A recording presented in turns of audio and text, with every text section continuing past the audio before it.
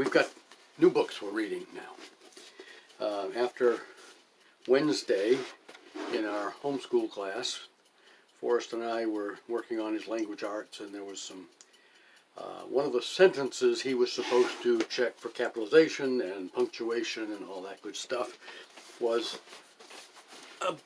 mentioned a Mark Twain and a story or book that he had written. I think it was just a story, which stories get quotes and books get underlined or italicized if you're printing, but he had to underline. Anyway,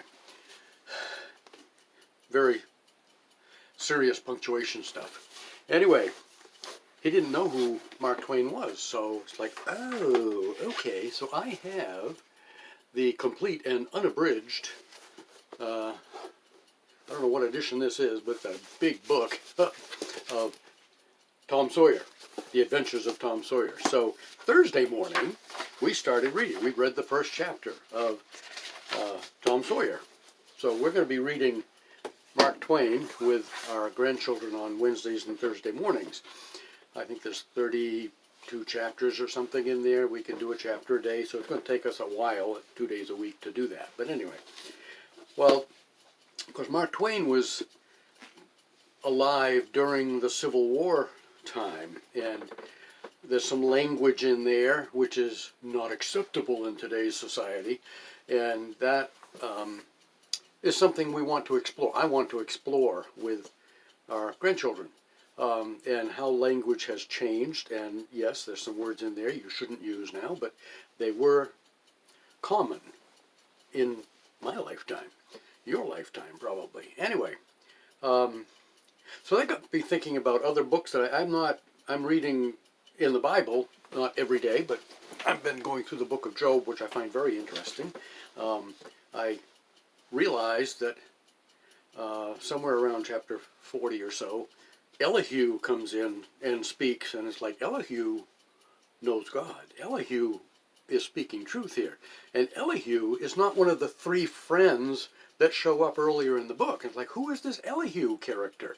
It hadn't dawned on me when I read it before that Elihu is a whole different guy. Anyway, check that out. It's interesting. Anyway, got me thinking about other books that I have out on my bookshelf that I have not completely read.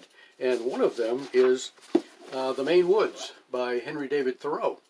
Now, I got curious about Henry David Thoreau, at least in college, after high school, my Bible college days, maybe before that. And Thelma's folks bought me this book. It's the illustrated, and there are photographs from another person in here. And I've never read the whole book. And it's like, duh, I'm going to read it. I've read half of, it's in 3 sections. There are no chapters in this book. 3 sections, 3 separate trips that Thoreau was born, it was about 18 years older than Samuel Clemens, Mark Twain. But he died young. He was only 44, I think, when he died. Thoreau was. Samuel Clemens was 75. Born in 1835, died in 1910. Thoreau was born in 1817, 18 years before Mark Twain. Anyway, I'm reading, there's no cover to it, but anyway, The Maine Woods. And the first section, which is 80 some odd pages long, is Katahdin. He made a trip up here from Concord, Massachusetts, and went to Mount Katahdin. I'm only halfway through that section, and then the next section is Chesuncook, which was a separate trip. This was when he was 29 years old. He came up and made a trip to Katahdin. It's very interesting.